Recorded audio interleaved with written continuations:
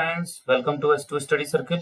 आज हम डिस्कस करेंगे 1 अगस्त 2021 की न्यूज़ को। कुछ टॉपिक्स हैं जो आपके सामने दिख रहे हैं, जैसे Sri Lanka, Hungary spots, India UNSC और permafrost, women right day, stellar mid life classes, इन्हीं सब के बारे में आज हमें डिस्कस करना है। सो हम स्टार्ट करते हैं पहले टॉपिक से अपने।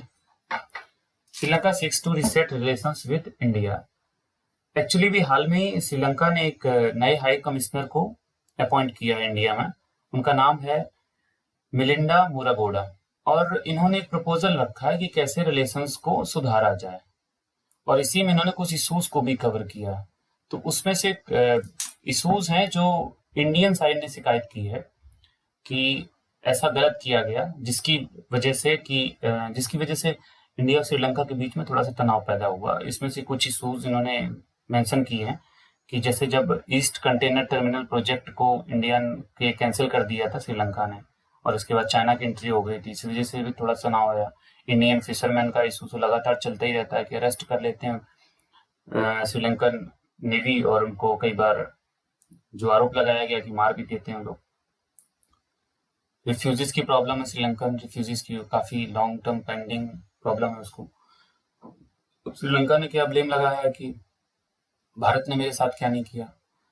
इन्होंने कहा कि हमने आपसे फाइनेंशियल असिस्टेंस मांगा था, जिसमें यह भी था कि आप हमारा जो डेट रीपेमेंट है उसको वेव ऑफ कर दीजिएगा 3 साल के लिए, वो आपने नहीं किया। दूसरा, इन्होंने ये कहा कि हमने कहा था कि 1 बिलियन करेंसी स्वैप दे दीजिएगा हमको, जिससे कि हमारी इकोनॉमिक क्राइसिस में हेल्प मिल सके, वो भी आपने नहीं किया। तीसरी, आपकी जो प्रोटेक्शनिज्म पॉलिसीज हैं, जैसे आत्मनिर्भर भारत वगैरह हो गया ना, जिसमें आप क्या करते हैं कि लोकल इकाइयों से ही सारा सामान खरीदना है प्रोडक्शन के लिए, तो उस वजह से हमारा एक्सपोर्ट भी काफ़ी ज़्यादा उस पर प्रभावित हुआ है। तो हमारी भी शिकायतें हैं और इंडिया की अपनी भी शिकायतें हैं, तो इस वजह से थोड़ा सा मिसअंडरस्टैंडिंग जो भी चल रही है वो भी क्लियर नहीं हो पाई है। तो इसलिए हाई कमिश्नर ने श्रीलंका की इन चीज़ों को रीसेट करने के लिए कुछ पॉइंट्स बताए हैं, उनको एक एक करके देख लेते हैं एक बार। वेस्ट कंटेनर टर्मिनल प्रोजेक्ट, ठीक है, जो ईस्ट के बाद में कैंसिल करके दिया गया है,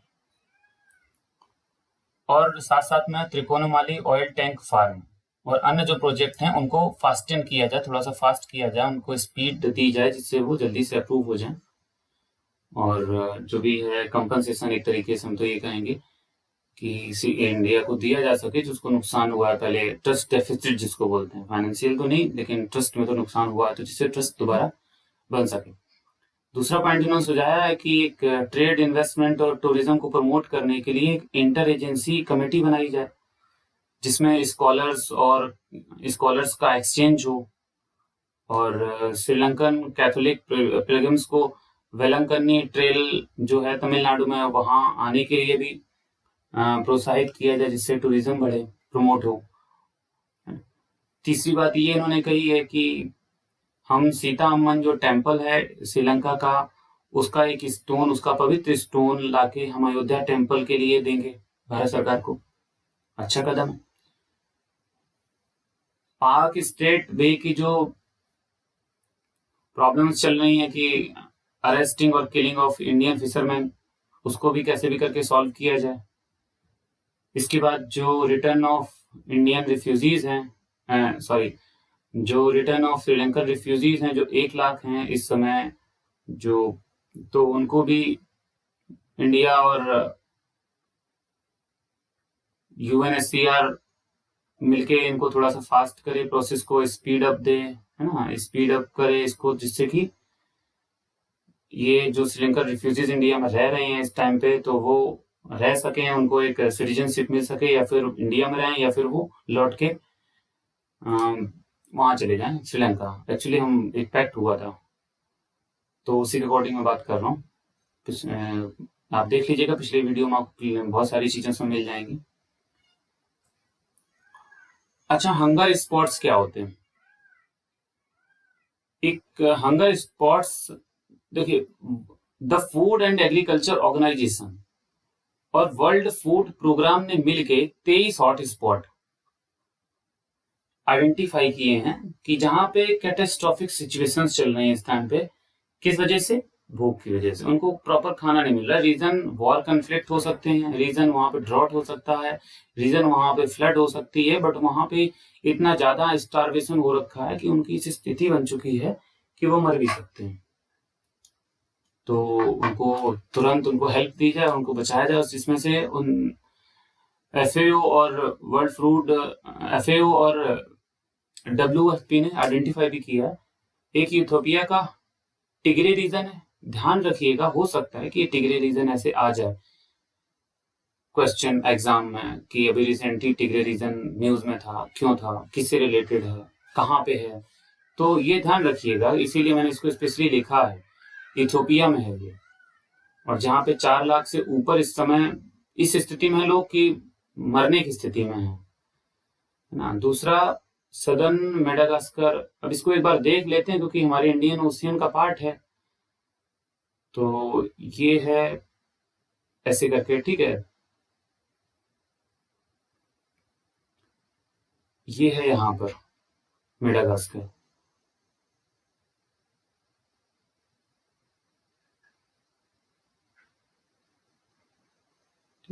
ये है अफ्रीका, ये है अफ्रीका।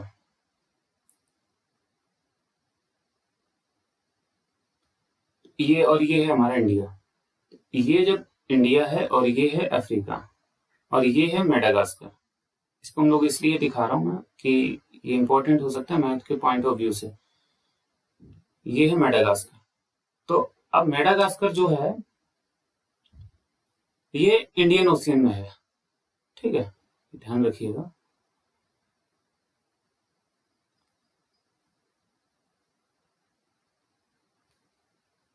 तो सदर्न मेडागास्कर इस स्थिति में है कि वहां पे पिछले 40 साल की सबसे बुरी सूखा पड़ा है, और साथ साथ सूखा ही नहीं पड़ा है वहां पे।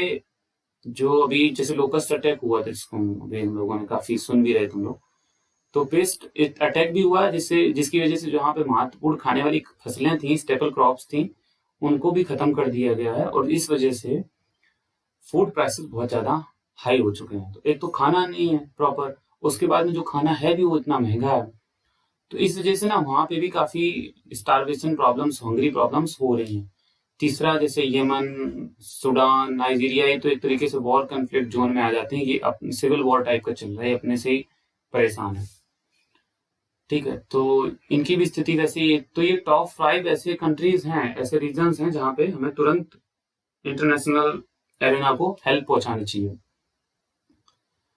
और एफए और डब्ल्यूएफपी ने ये कहा भी था कि सिर्फ स्केल की बात नहीं है, ये सीवियरिटी की भी बात है, कि मतलब सिर्फ यही नहीं है कि लोग इतने ज्यादा हैं, बात ये भी है कि लोग कितने ज्यादा भूखे हैं। मतलब वो इतने ज्यादा मालनरिस्ट हैं कि उनको मरने की स्थिति आ चुकी है। तो इतनी ज्यादा सीवियर प्रॉब्लम है, नंबर्स ही नहीं है, साथ साथ डेप्थ भी है। तो ये इन्होंने कहा भी है। अब इन्होंने एक बात और भी कही है कि 41 मिलियन पीपल दुनिया में ऐसी कंडीशंस में गुजर रहे हैं जो अकाल जैसी कंडीशंस बन चुकी हैं। मतलब 4 करोड़, ठीक है, 4 करोड़ प्लस, 4 करोड़ 10 लाख। तो अब 4 करोड़ से ज्यादा लोग इस स्थिति में हैं कि उनकी अकाल की स्थितियों का सामना कर रहे हैं दुनिया में अलग अलग जगहों पे। तो उनको अर्जेंट हेल्प पहुंचाई जाए, ये बात फूड एंड एग्रीकल्चर ऑर्गेनाइजेशन और वर्ल्ड फूड प्रोग्राम ने कही है। चलो एक बार देख लेते हैं कि है क्या। एफओ क्या है? एफएओ को स्टेब्लिश किया गया था 1945 में। 197 मेंबर स्टेट हैं, हेडक्वार्टर है रोम में, यूनाइटेड नेशंस की स्पेशलाइज्ड एजेंसी है। इसका काम क्या है कि defeat hunger and improve nutrition and food security. इनके प्रोग्राम्स को एक बार डिस्कस कर लेते हैं। ध्यान रखिएगा कि 3 cities of the world program जो है वो एफएओ चलाता है, और उसका पर्पस क्या है कि अर्बन फॉरेस्ट को बढ़ावा दिया जाए। दूसरा प्रोग्राम ये है कि globally important agriculture heritage system है ना। तो जो ट्रेडिशनल हेरिटेज हैं, जिनको ट्रेडिशनल एग्रीकल्चर सिस्टम है, जैसे यूनेस्को हेरिटेज साइट्स को प्रिजर्व करता है, वैसे ही ये भी एग्रीकल्चर सिस्टम को प्रिजर्व करता है, जिससे वर्ल्ड फूड प्रोग्राम के बारे में देख लेते हैं। ये फूड असिस्टेंस ब्रांच है, ये यूएन की 1961 में इसका इस्टेब्लिशमेंट हुआ था। इसका भी हेडक्वार्टर रोम में ही है। ठीक है, ये यूनाइटेड नेशंस डेवलपमेंट ग्रुप का एग्जीक्यूटिव मेंबर है और ये बहुत महत्वपूर्ण चीज है कि 2020 का Nobel prize world food programme को मिला था। चलिए, India all set for UNSC presidency term. 1 महीने की प्रेसिडेंसी हमारी स्टार्ट हो रही है, 1 अगस्त से हो चुकी है। UNSC United nation security council के इस समय प्रेसिडेंट कौन है? इंडिया। और वहां पर रिप्रेजेंटेटिव कौन है? टीएन तिरुमूर्ति। ठीक है, होता क्या है कि रोटेशन होता है, रोटेट करती है मंथ बाई मंथ, है ना। 13 मेंबर स्टेट जो होते हैं सिक्योरिटी काउंसिल का, इसमें ये नहीं है कि कोई परमानेंट है तो उसको ज्यादा टर्म दिया जाएगा, कि नॉन परमानेंट है वो ज्यादा टर्म दिया जाएगा। 10+5 रहता है इसमें। ठीक है, तो ऐसा नहीं है कि अलग अलग दिया जाएगा, सबको 1-1 मंथ का रोटेशन दिया जाएगा। तो इस बार रोटेशन के बेसिस पे इंडिया का नंबर है। तो हम लोग जितनी भी यूएनजीए या फिर यूएनएससी में प्रपोजल्स आएंगे और अगर वो यूएनएससी से रिलेटेड हैं तो वो इस समय इंडिया की प्रेसिडेंसी भी रहेंगे। अच्छा, एक बार ये देख लेते हैं कि इसको इस्टेब्लिश कब किया गया था यूएनएससी को? 17 जनवरी 1946 में। अकेली यूएन बॉडी है ये जिसके जो रेजोल्यूशंस होते हैं उसके बाइंडिंग्स होते हैं। अगर ये कोई रेजोल्यूशन पास कर रही है तो जितने भी मेंबर स्टेट्स हैं उन सबके ऊपर ये मैंडेटरी होगा कि उसको फॉलो करें। इसके काम क्या है कि इंटरनेशनल पीस एंड सिक्योरिटी को फॉलो करवाना। किस तरीके से? पीस कीपिंग ऑपरेशंस होते हैं जिसमें अलग सारे देशों की सारे देशों की कंट्रीज नहीं, सारे देशों की जो मिलिट्री है, ये फोर्सेस हैं, वो अपना अपना कंट्रीब्यूशन करती हैं। सैंक्शंस लगा सकती है, वो इकोनॉमिक हो सकते हैं, किसी भी तरीके के सैंक्शंस हो सकते हैं। मिलिट्री एक्शन भी ले सकती है यूएनएससी। ठीक है ना, कि आपके ऊपर मिलिटरली कोई कार्रवाई की जाए, वो भी यूएनएससी कर सकती है जिससे कि पीस एंड सिक्योरिटी बना रहे। तो इनके पास 3 तरीके होते हैं। एक तो मिलिट्री ऑलरेडी वहां पे कंट्री में रहती है जहां पे प्रॉब्लम्स होती है, दूसरा सैंक्शंस लगा सकती है, तीसरा मिलिटरली कार्रवाई कर सकती है, आपके ऊपर सैनिक कार्रवाई भी की जा सकती है। कोई नया मेंबर अगर एडमिट करना है यूनाइटेड जनरल असेंबली में तो वो कौन रिकमेंड करेगा? यूएनएससी ही रिकमेंड करेगी। तीसरी पावर ये है कि यूएन चार्टर में अगर कोई चेंजेस करने हैं तो वो कौन करेगा? यूएनएससी ही करेगी। ठीक है, आइए चलते हैं अगली खबर पे। एक माउंटेन्स हैं डेसेत्सु जापान में, और ये इसलिए न्यूज में है क्योंकि यहाँ पे परमाफ्रोस्ट रीजन है। और जो परमाफ्रोस्ट रीजन है वो बताया जा रहा है कि इस शताब्दी के आखिरी तक, मतलब 2100 तक, ठीक है 2020 चल रहा है, 2100 तक आते आते, ठीक है, पूरा का पूरा परमाफ्रोस्ट रीजन खत्म हो जाएगा। अब परमाफ्रोस्ट रीजन कौन सा होता है? जो परमानेंट फ्रोस्ट रहे। अब परमानेंट फ्रोस्ट का मतलब क्या है कि कम से कम वो 2 साल तक तो जमा ही रहे, मतलब 2 साल तक तो उसका 0 डिग्री सेंटीग्रेड के नीचे टेम्परेचर रहे ही रहे। कब तक? 2 ईयर्स तक। उसी को परमाफ्रोस्ट रीजन बोला जाएगा। ये हाई एल्टीट्यूड टुंड्रा और टैगा रीजन्स में होते हैं, जैसे साइबेरिया वगैरह का हो गया जो रीजन है ना, तो वहां पे परमाफ्रोस्ट सिचुएशंस होती हैं। दूसरा, हाई माउंटेन्स में भी हो सकते हैं, जैसे अभी हम लोग जापान के माउंटेन की बात कर रहे हैं। अगली खबर, new women Muslim women right day हम मना रहे 1 अगस्त 2021 को। और ये हम लोग किस लिए मना रहे? क्योंकि इसी दिन ट्रिपल तलाक लॉ इनेक्ट किया गया था, जिसमें प्रपोज किया गया है, नहीं, जिसमें ये प्रावधान है, जिसमें ये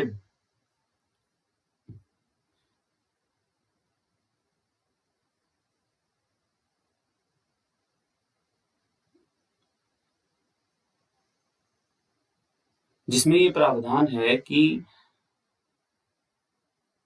अगर किसी पति ने किसी मुस्लिम पति ने ट्रिपल तलाक दे देता है, ओरली तलाक जिसको बोलते हैं, और अगर वुमेन केस कर देती है, जाके उसकी एफआईआर कर दी जाती है, तो अरेस्ट कर लिया जाएगा उसको, ठीक है, और उसके खिलाफ मुकदमा चलाया जाएगा। हालांकि उसमें ये है थोड़ा सा कि वुमेन अगर चाहे तो वो केस वापस भी ले सकती है बाद में। तो ये हो गया ट्रिपल तलाक का ब्रीफिंग। आगे चलते हैं हम लोग। Stellar mid life crisis, what is the middle aged sun. एक रिसर्च है IISER कोलकाता के साइंटिस्ट का। किस वजह से मिडिल एज सन को ट्रबल होती है मिड लाइफ की वजह, मिड लाइफ आने पर। जो स्टेलर मिड लाइफ क्राइसिस है मतलब जो स्टार्स की मिड लाइफ मतलब बीच में जिंदगी जब गुजर जाती है आधी जिंदगी, उसके बाद उनके साथ क्या क्या होता है, उसी प्रकार की प्रॉब्लम हमारे सन को भी हो रही है, क्योंकि हमारा सन भी एक स्टार ही है। तो उसी के बारे में रिसर्च उन्होंने की है कि इन्होंने ये कहा है कि इस स्टार्स की तरीके सन भी मिड लाइफ क्राइसिस से गुजर सकता है। उसके लिए इन्होंने कुछ एविडेंसेस दिए, कुछ इन्होंने रिसर्च के लिए कुछ थ्योरीज भी दी, ठीक है। तो इन्होंने एक एक्सप्लेनेशन दिया है कि जो break down of long establish relation between the rotation rate and age in Middle East sun like stars. मतलब स्टडी में कहा गया है कि जो लंबा रिलेशन चलता है, मतलब हाफ लाइफ तक जो चलता रहता है ना, मिड लाइफ तक, रोटेशन रेट और एज के बीच में, जो एज के हिसाब से रोटेशन की स्पीड में, स्पिनिंग की स्पीड में क्या डिफरेंस आएगा, वो जो रिलेशन रहता है वो उस पर फर्क पड़ जाता है, वो ब्रेक हो जाता है जैसे ही मिड लाइफ आती है। हम लोग देख लेते हैं स्टार्स और उनकी रोटेशनल स्पीड कैसे होती है। 4.6 बिलियन ईयर्स हमारे सन की एज है, और जिसको हम बोलते हैं मिडिल एज में है हमारा सन। अच्छा, सन की हम लोग कैसे एज देखते हैं। जो पुराने मेटेरॉइड्स अर्थ पे गिरते हैं आके, ठीक है, उनकी रेडियो एक्टिव डेटिंग के बाद में हम लोग जान लेते हैं कि सन की इस समय एज क्या है। तो ये तो बहुत इजी टेक्निक हो गई, आया आपने रिसर्च किया और आपने देख लिया। बट जब बहुत दूर के स्टार्स होते हैं जिनके मेटेरॉइड्स आते आते यहाँ तक जल जाते हैं, फिर इतने छोटे हो जाते हैं कि वो उनका मतलब नहीं रहता, तो उनके लिए हम लोग एक टेक्निक यूज करते हैं जिसको बोलते हैं गायरोक्रोनोलॉजी, जिसमें हम लोग ये देखते हैं कि रोटेशन रेट किस तरीके से कम हो रहा है एज के साथ साथ, ठीक है, और उसी के अकॉर्डिंग हम लोग ये जज करते हैं कि एज कितनी हुई होगी, ठीक है। क्योंकि होता क्या है कि जैसे जैसे एज बढ़ती है किसी भी स्टार की, उसका रोटेशन रेट स्लो डाउन होने लग जाता है। होता कैसे, क्यों है ये, होता कैसे है, क्योंकि स्टेलर जो विंड होती है, एक विंड होती है, ठीक है ना, एक हवा होती है स्टार पे, ठीक है, वो इलेक्ट्रोमैग्नेटिक फील्ड से रिलेटेड होती है स्टार के, वो भाग जाती है वहां से, और उसको अपने साथ साथ ना एंगुलर मोमेंटम को भी ले जाती है। मतलब जब वो चली जाती है तो उसका एंगुलर मोमेंटम भी कम हो जाता है, और इस वजह से होता क्या है कि स्लो डाउन हो जाता है। मतलब क्या होता है कि जो स्पिनिंग है, उसकी जो मूवमेंट है ना, वो धीमा पड़ जाता है, घूमने की रफ्तार। रीजन क्या होते हैं इसके, दो ड्राइवर्स होते हैं, एक तो हाई टेम्परेचर होता है और दूसरा मैग्नेटिक फील्ड होता है। अब मैग्नेटिक फील्ड कैसे काम करता है कि ये कोरोना को बहुत गर्म कर देता है, जिससे होता क्या है कि मैग्नेटिक एक्टिविटी इतनी स्ट्रांग हो जाती है कि विंड भी जो होती है ना उसमें चल रही होती हैं, वो बहुत ज्यादा स्ट्रांग हो जाती है स्टेलर विंड, और वो मूव कर जाती है। समझ रहे ना, फील्ड इतना ज्यादा हीट कर देता है उसको कि जो हवाएं होती हैं वो बाहर भाग जाती है, फैल जाती है ना दूर तक, और वो बाहर निकल जाती है। एक्सपेंशन, जैसे अभी हम देख रहे हैं ना कि हाई टेम्परेचर, तो एक्सपेंशन होगा और वो धीमे धीमे करके प्लाज्मा विंड के रूप में बाहर भी निकल जाती हैं, ठीक है। तो एक तो मैग्नेटिक फील्ड हो गया, दूसरा हाई टेम्परेचर हो गया, दोनों एक तरीके से इंटर रिलेटेड हैं, बस इनको अलग अलग लिखा गया है। क्योंकि अगर मैग्नेटिक फील्ड हाई होगा तो हाई टेम्परेचर भी हो जाएगा, और जब होगा तो फिर एक्सपेंशन होगा और वो धीमे से बाहर सारी चीजें निकल जाएंगी, स्टेलर विंड्स बाहर चली जाएंगे। जो बाहर चली जाएंगे तो अपने साथ साथ जो एंगुलर मोमेंटम होता है स्टार का वो भी स्लो पड़ जाएगा। तो जबकि ये गायरोलॉजी रिलेशनशिप है, इसमें ब्रेकडाउन हो जाता है, ये टूट जाती है, तो होता क्या है कि जो पहले स्पीड रह रही थी मिड लाइफ के पहले, जो कनेक्शन था दोनों के बीच में, कि जिस तेजी से एज बढ़ रही थी उसी तेजी से स्लो डाउन हो रहा था, वो कॉम्बिनेशन नहीं रह जाता। उसके बाद में क्या होता है कि एज तो बढ़ती जाती है, बट जो एक्टिविटी है स्लो डाउन होने की, स्पिनिंग की, वो थोड़ा सा स्लो हो जाती है, ठीक है ना। और दूसरा एक और फैक्ट देखा गया है कि sun's activity level much lower than the other stars of similar age. एक तो ये है कि स्टार की जो स्पिनिंग है वो इतनी स्लो नहीं हो रही है जितनी पहले हो रही थी मिड लाइफ के बाद में। दूसरी ये है कि सन की जो एक्टिविटी लेवल है वो इतना लोअर नहीं हुआ है, ठीक है, जितना अन्य स्टार्स का हुआ है। तो वहां पे रिसर्चर्स ने ये दिखाया है कि जिन स्टार्स की सन के बराबर एज है, ठीक है, उनका जो मैग्नेटिक फील्ड जनरेशन मैकेनिज्म है वो सब क्रिटिकल और लेस एफिशिएंट हो गया। और समझ रहे हैं ना, इस वजह से ये क्या कर रहा है कि ये अलाउ कर रहा है स्टार्स को दो एक्टिविटी स्टेट में रहने के लिए। एक एक्टिविटी स्टेट है लो एक्टिविटी मोड, दूसरा कौन है, एक्टिव मोड। अब स्टार क्या है, स्टार में fall into a low activity mode and suffer reduced angular momentum loss. मतलब क्या है इसका, rotation speed does not drastically reduced with ageing after the mid life event.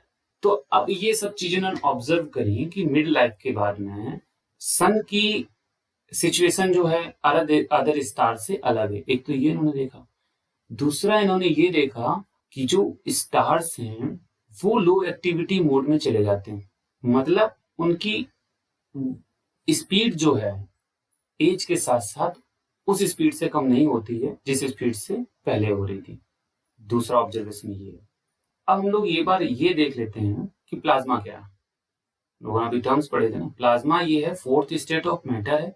इसमें गैस को आयनीकृत कर दिया जाता है, मतलब एक गैस है ही गैस ही, बट इसमें गैस पार्टिकल्स के फॉर्म में नहीं है, फ्री इलेक्ट्रॉन्स और आयंस के फॉर्म में है। प्लाज्मा विंड क्या होती है, प्लाज्मा विंड लैब में कैसे बनाई जाती है कि जैसे एसी किसी इलेक्ट्रोड में चला दी गई इलेक्ट्रिक करंट, और वो क्या करेगी, वोल्टेज डिफरेंस रहेगा उसमें, जिसकी वजह से चार्ज आयंस जो होंगे वो प्लाज्मा में क्रिएट हो जाएंगे, और उससे क्या होगा कि जो आसपास की एयर होगी उसको वो रिबाउंड करेंगे और उसी डायरेक्शन में, जिस डायरेक्शन में प्लाज्मा बह रही है, ठीक है ना, जिस डायरेक्शन में जो आयंस मूव कर रहे हैं उसी डायरेक्शन में उस एयर को भी, उस विंड को भी लेके चले जाएंगे, ठीक है, उसको बोलते हैं प्लाज्मा विंड। अब आते हैं हम लोग स्टेलर विंड्स पे। स्टेलर विंड्स क्या होती हैं, है ना, स्टेलर विंड्स ऐसी विंड्स होती हैं जिनके मटेरियल में प्रोटॉन, इलेक्ट्रॉन और भारी मटेरियल जो हैवियर मटेरियल्स होते हैं उनके एटम्स होते हैं, और वो, ठीक है, जो स्टार से बाहर निकल रही है, ठीक है, उसको बोलते हैं स्टेलर विंड। अगली देख लेते हैं हम लोग, सन स्पॉट्स क्या होते हैं। वो ऐसे डार्क एरियाज होते हैं जिनका टेम्परेचर कंपेरेटिवली कूल होता है other parts of the sun surface. अब होता क्यों है, होता इसलिए है क्योंकि सन स्पॉट्स एक ऐसे एरियाज को क्रिएट कर देते हैं जहां मैग्नेटिक फील्ड जो है वो काफी स्ट्रॉन्ग होता है, और इस वजह से जो अंदर की हीट है सन की वो सरफेस तक नहीं आ पाती, इसलिए कंपेरेटिवली वो ठंडे रहते हैं। सोलर फ्लेयर्स क्या होती हैं, फ्लेयर्स मतलब लपटें। तो सन से जो भी एक्सप्लोजन ऑफ एनर्जी होता है अचानक से, उसको बोलते हैं सोलर फ्लेयर्स, और ये होता कहाँ है, सन स्पॉट्स के पास में, और इससे बहुत ज्यादा रेडिएशन रिलीज होता है। अगर बहुत ज्यादा रेडिएशन बढ़ जाए तो अर्थ के रेडियो कम्युनिकेशन पे भी फर्क पड़ता है। मैग्नेटिक फील्ड्स तो जनरेट तो करते ही हैं, क्योंकि मूवमेंट कोई चीज कर रही है तो वहां पे मैग्नेटिक फील्ड जनरेट होगा ही होगा। अगर कोई स्पिनिंग कर रही है, रिवॉल्व कर रही है, तो वहां पे मैग्नेटिक फील्ड जनरेट होगा ही होगा, ठीक है। तो इलेक्ट्रिक फील्ड भी होगा क्योंकि इलेक्ट्रिकली चार्ज पार्टिकल्स होंगे वहां पे, ठीक। चलिए, सोलर एक्टिविटी होती है वहां पे कि गैसेस अगर कांस्टेंट मूव कर रही है जिसकी वजह से मैग्नेटिक फील्ड को ट्विस्ट होता रहता है ना, और इसी वजह से बहुत सारी एक्टिविटीज होती रहती हैं सन की सरफेस पे, इसको बोलते हैं solar activity. Coronal mass injection क्या है कि बहुत सारी पार्टिकल्स और बहुत सारा रेडिएशन जब मास फॉर्म में निकलता है सन से, तो उसी को बोलते हैं कोरोनल मास इजेक्शन। ठीक है, तो अभी तक हम लोग देख रहे थे ना कि सोलर फ्लेयर्स में रेडिएशन था, बट जब मास इजेक्शन होता है ना सीएमएस, तो सीएमए, तो सीएमए में क्या होगा, एक पार्टिकल भी ऐड हो जाते हैं। ठीक है ना, तो ये चीज देख लीजिएगा, सोलर फ्लेयर्स और कोरोनल मास इजेक्शन में डिफरेंस क्या, यहाँ पे सिर्फ और सिर्फ रेडिएशन की बात होती है, बट यहाँ पे रेडिएशन और पार्टिकल्स दोनों की बात होती है। ठीक है, बस इतना ही है, बाकी सारी चीजें सेम होती हैं। वहां पे भी बहुत एक्सप्लोजन होता है, बहुत बड़ा एक्सप्लोजन होता है, यहाँ पे भी काफी बड़ा एक्सप्लोजन होता है। ठीक है, तो ये सब आज की न्यूज एनालिसिस थी। सो प्लीज, कैसा लगा ये वीडियो आपको हमें जरूर बताइएगा। अगर कोई कंफ्यूजन है या कहीं आपको लग रहा है कि हमारी कमी रह रही है, तो उसको प्लीज कमेंट सेक्शन में बताइएगा जरूर, जिससे हम अपनी कमियों को दूर कर सकें। और अगर वीडियो अच्छा लग रहा हो, अगर आपको लग रहा हो कि यूजफुल है, तो फिर प्लीज अपने फ्रेंड्स के साथ शेयर कीजिए और सब्सक्राइब कीजिए और लाइक कीजिए। Thank you.